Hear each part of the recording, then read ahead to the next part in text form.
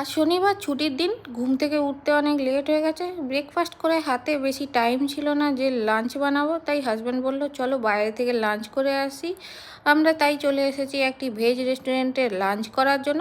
এখানে এসে ছেলের খুব ইচ্ছা হলো পাওভাজি খাওয়ার জন্য, তাই ওর জন্য পাওভাজি অর্ডার দিলাম।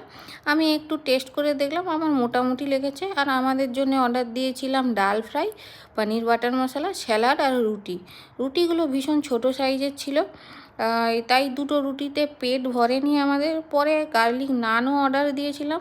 আর ডাল ফ্রাইটা একটু নুন বেশি হয়ে গেছিলো, আর পনির বাটার মশলাটা লেস স্পাইসি বানাতে বলেছিলাম, বাট তার মধ্যে ওরা ভীষণভাবে বাটার দিয়ে দিয়েছে।